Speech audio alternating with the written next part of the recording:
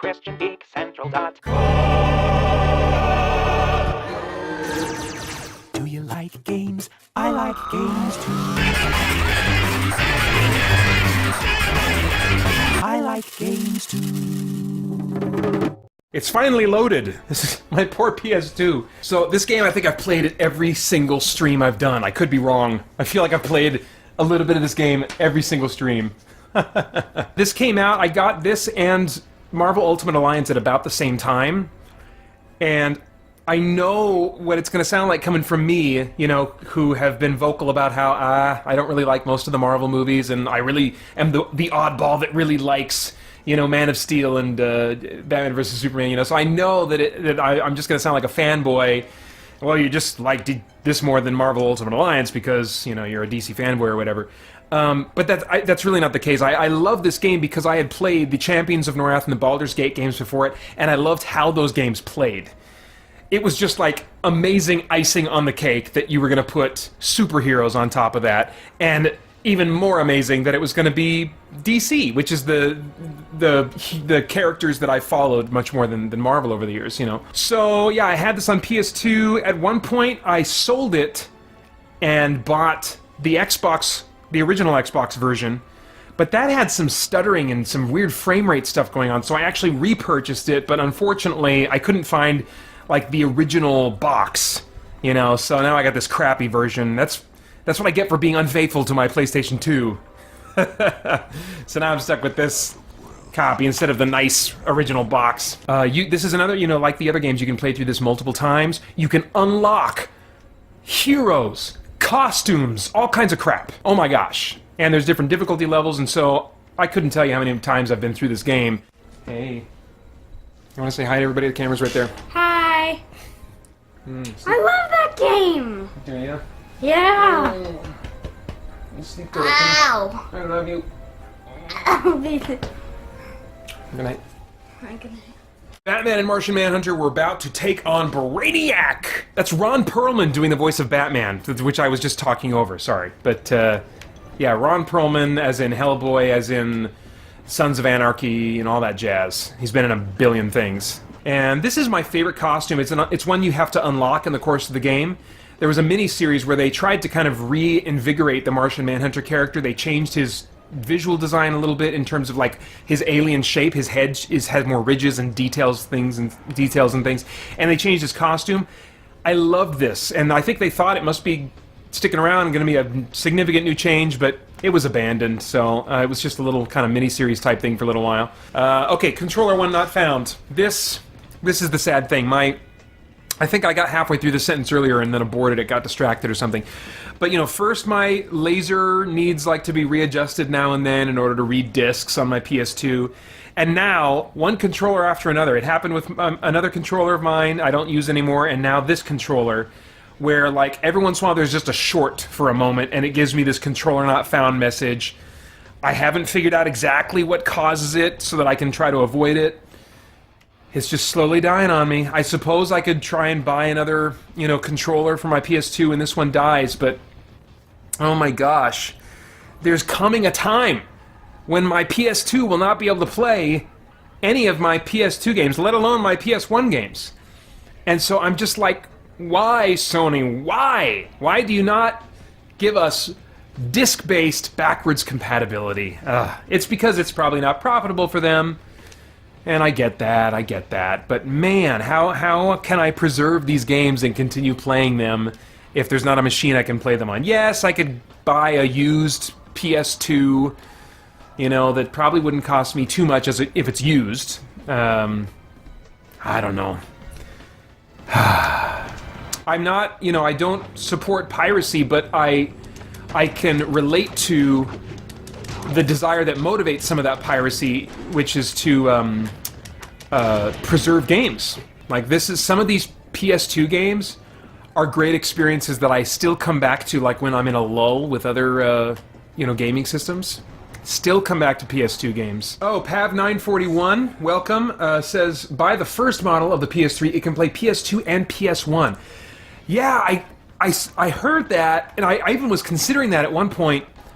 I found like some kind of like a spreadsheet online that showed the different versions of PS3 and what they would play as far as backwards compatibility, because they kept stripping away, as I understand it, backwards compatibility more and more, and so yeah, that might be the way to go, because there are a few oddball PS3 games that I can't play either on my PlayStation TV or through my PS4, so it would just depend on how much I can, how much it costs to buy one of those used ones. And now, the next game I'm going to play, which after playing enough of these kind of like pseudo-action-oriented RPGs, I was like, okay, everyone says this game is great, and I should, I feel like I should give it a try. I tried it once, I couldn't get into it, but since then, I've played these other games that have more action elements, so I've gotten used to having a significant action component in my RPG experience, and I don't know how I'm going to feel about first person. That seems really weird to me. I don't know if I can handle that, but I'm going to give it a try. All these other things are telling me that maybe now I will be able to enjoy this, so I gave it a try, and I'll put that game in right now. The Elder Scrolls Oblivion. And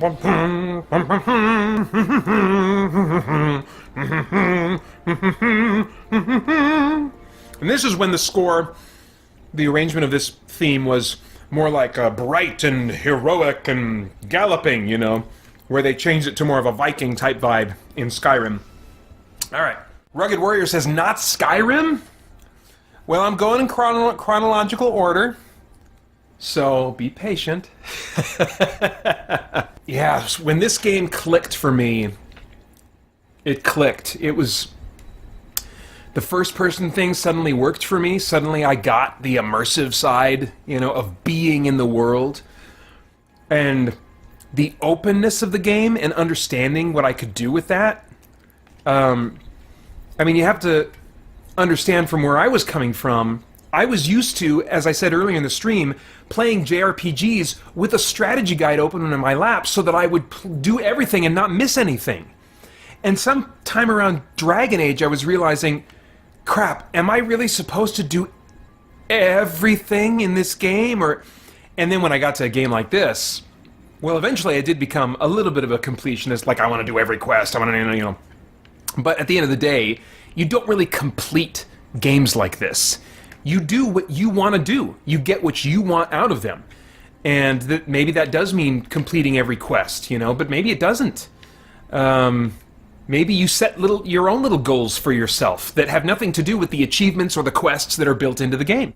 It was mind-blowing to me, how just immersive it was. And this was a kind of role-playing that once I discovered it, I was like, this is the kind of game I've been, like, I not been waiting for, but because I didn't know what I didn't know what I didn't know.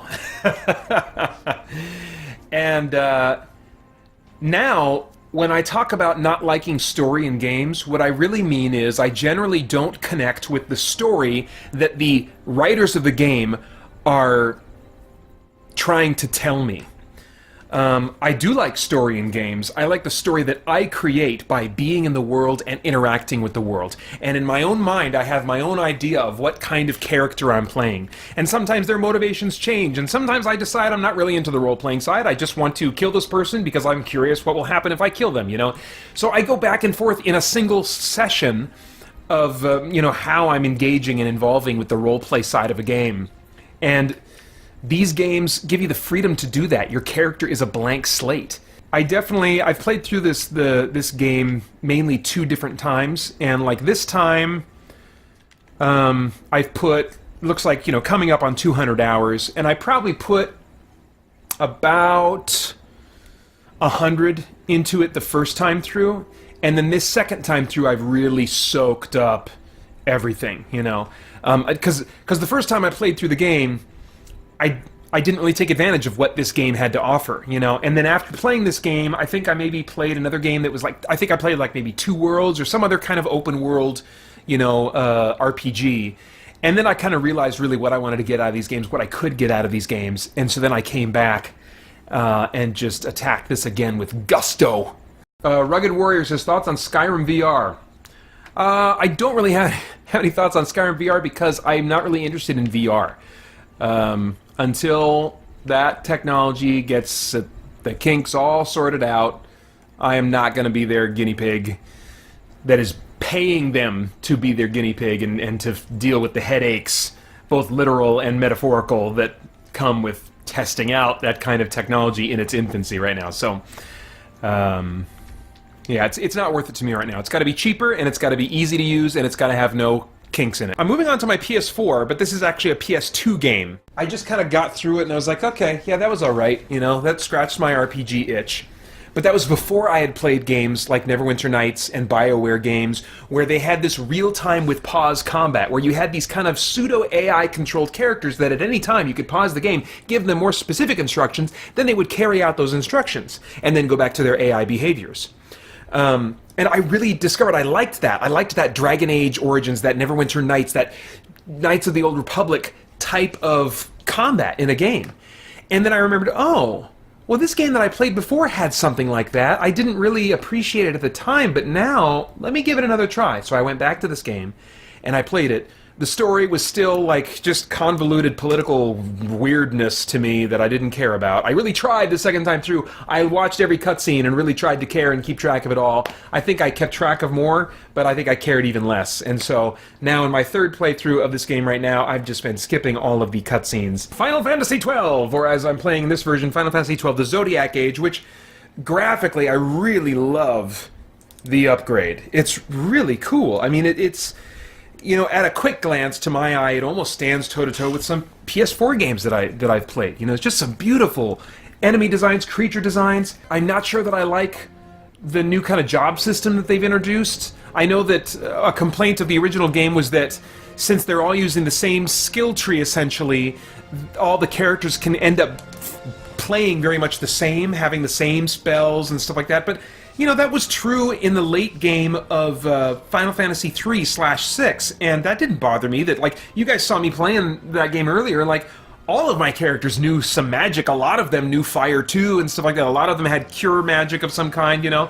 And so, that doesn't bother me at all. So, it does force my characters to conform to certain types of typical roles, you know, that you would expect them to have. So, you know, I've got a character who's a tank, I've got a character who's primarily a healer, I've got a character who's primarily a magic user and stuff. So, and I've got a video up from a previous stream that I edited down and where I talk about, you know, why I think Final Fantasy XII is great and why we should be looking forward to the Zodiac Age coming out, you know, and so you can find that if you want to. Francisco says, me and my wife are trying to take time to talk about our feelings, and we did. That's great. In fact, Holly and I just had a conversation like that yesterday. I was just like, hey, you want to troubleshoot this kind of thing I sense kind of going on with us, and figure out what's causing it, and, you know, what we can do to, you know, not find ourselves in that situation, you know, and at the start of our marriage, I was definitely more the communicator, you know, but I definitely have gone lax in that off and on over the years, you know. Sometimes there's, you know, my flesh, that sinful tendency that remains in me. I just kind of feel like, man, I'm always the communicator. I'm always the one that's pulling stuff up. You know, I'm going to let her do it now, you know. So I'll have these kind of off seasons where I'm just being led around by my flesh, and it's really good to just talk and try to put that stuff on the table before it. I like that, like the way I kind of expressed it to her last night is like, you know, there's not a real problem right now, but I don't want like little moments of frustration to eventually turn into resentment. And I know my weakness, and I know that, you know, if I don't address things that are frustrating me or that are troubling me or whatever, if I leave it alone, it'll fester and it'll turn into resentment. And good gravy, you don't want to be living with someone that you start feeling resentment toward. But we can find ourselves there. I've been there. And then by the time you get there, then it's even harder to like, okay, we got to pull this stinky wound open, and it could have been a much easier thing weeks ago, but now it's this stinky thing. Dad Zach says, yeah, this is the first time joining the stream. I recently found your channel and subbed. Thank you very much. Love your vids, by the way. Thank you, man. Appreciate that.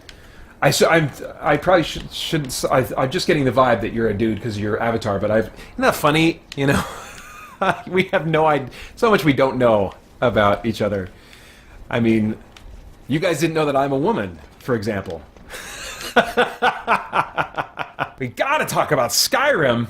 Holy crap! But yeah, when this game came out, I knew what I was in store for, because I'd played Fallout 3 by this point. I'd played Oblivion. Oh, man.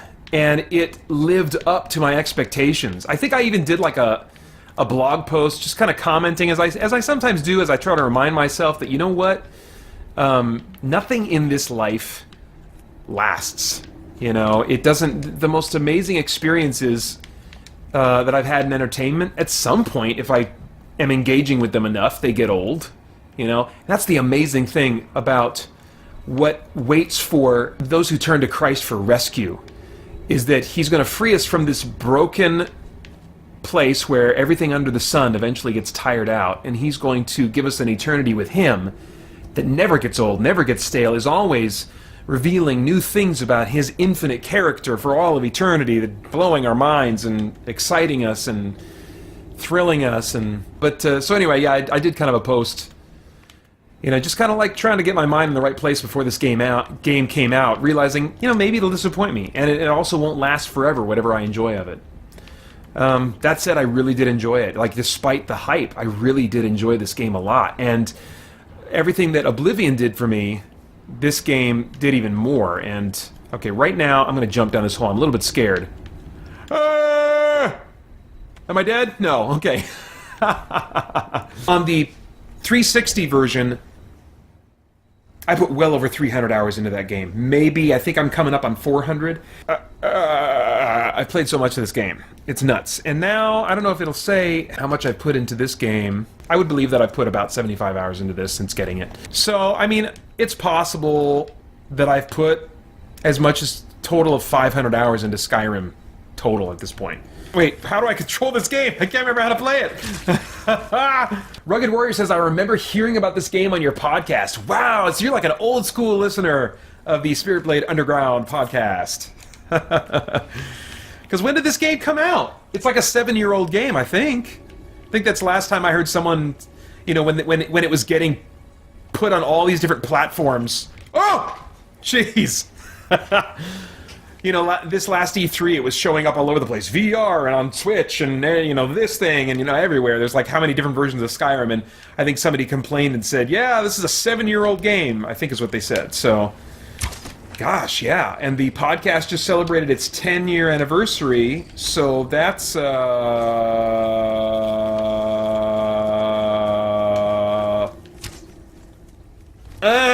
long time.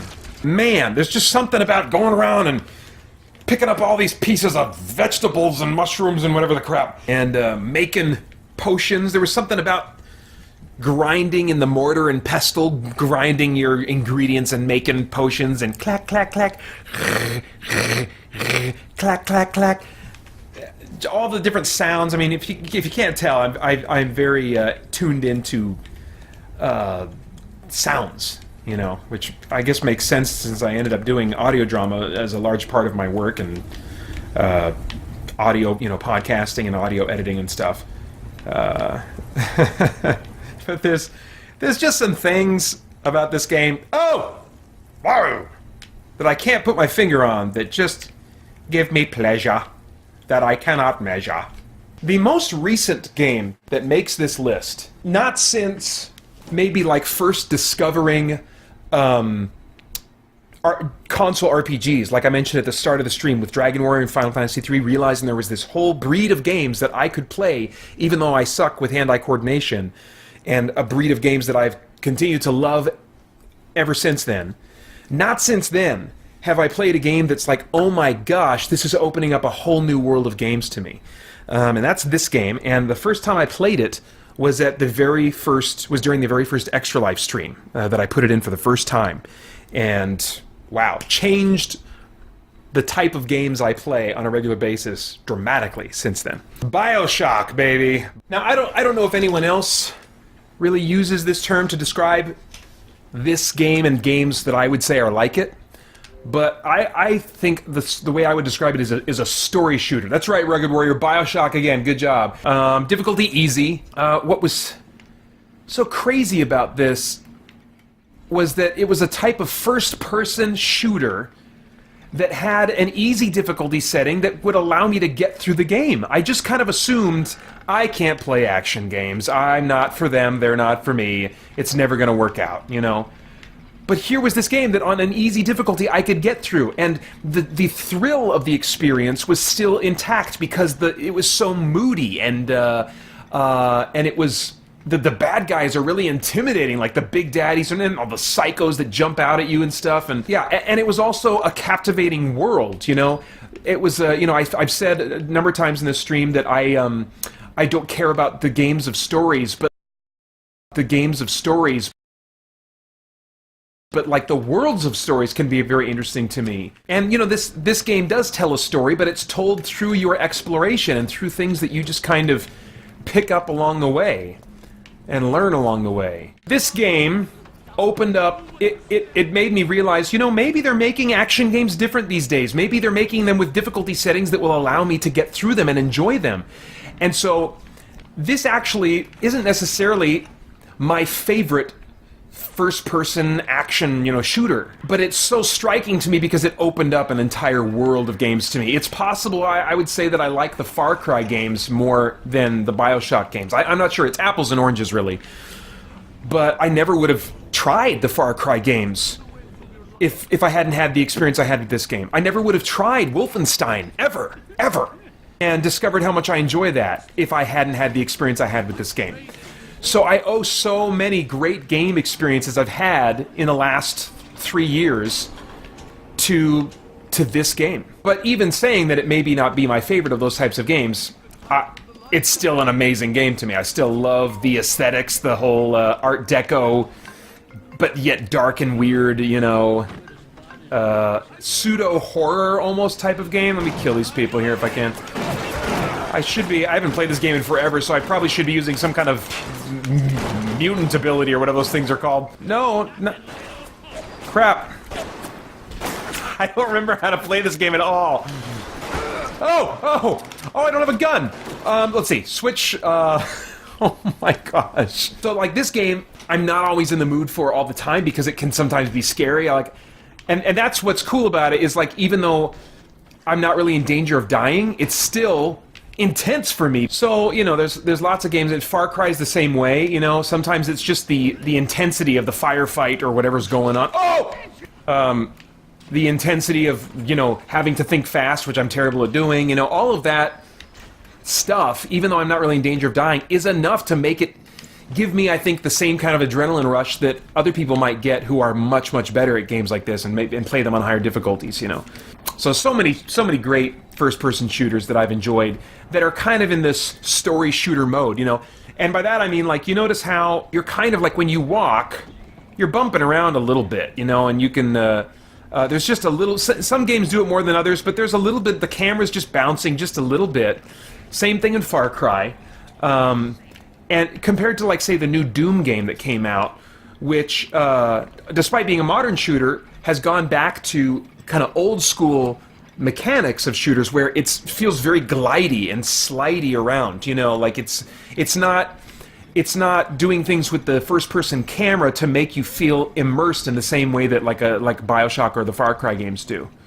And it's fine; it's a different kind of game, but I do like these kinds of experiences better that are more about the immersion, less about your skill as a player. Singularity is another game I would highly recommend if you like any of these Bioshock games. It was considered a rip-off of the Bioshock games when it came out, but now, when no one seems to be interested in making Bioshock games, a rip-off of a Bioshock game would be really welcome to many people, and it was really welcome to me when I played it. Singularity, highly recommend it. It deals with, you know, kind of weird time weapon stuff, and yeah, lots of fun. What do I think of the themes in Bioshock, asks Eclectic 1995. They're dealing with a lot of themes of, like, objectivist philosophy, which was, I think, kind of pioneered by a lady named Ayn Rand, I want to say. She wrote some influential books, and I've not really studied objectivism a lot. I am a big fan of the Sword of Truth series by Terry Goodkind, and he is an objectivist and uses his books to preach objectivism.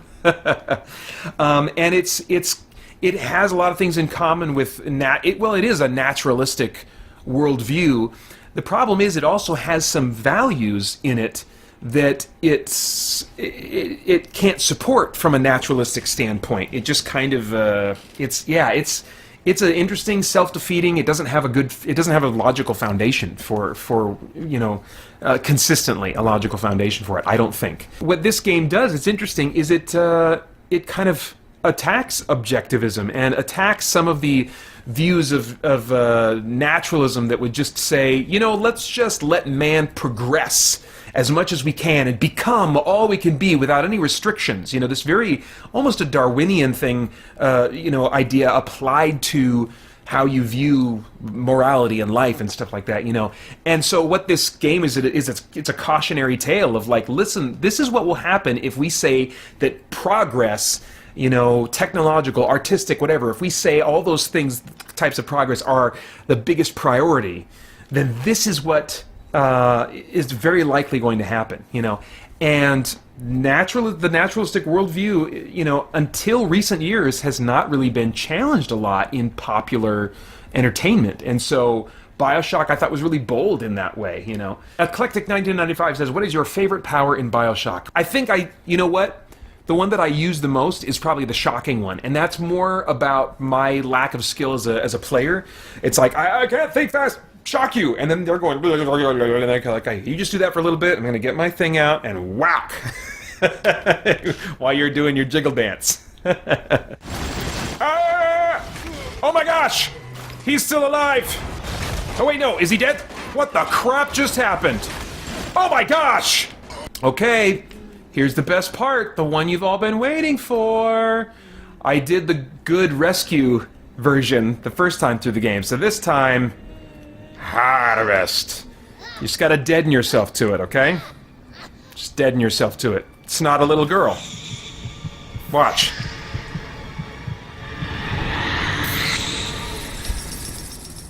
That was never a little girl, come on. Never. I don't care what you experienced on your other playthrough. Well, that's it, guys. That is like that's my list of currently what I would describe as my favorite, like my favorite games of all time. The games that I either enjoyed far more than I usually do other games, or that left just a huge impact on me and positively affected me as as a gamer, hobbyist, whatever. So anyway, thanks so much, guys, for hanging out. So many of you guys were here for so much of the stream. This was really cool to have so many of you guys to get your thoughts and your questions and bounce thoughts off of you, and you do the same with me. This was super duper fun. So thank you very much for making it that. Thank you so much. Really, really cool. This was a great stream. I really enjoyed hanging out with you guys and talking. So thanks for making it fun and welcoming for me. All right. That's it, guys. Have a good night. christiangeekcentral.com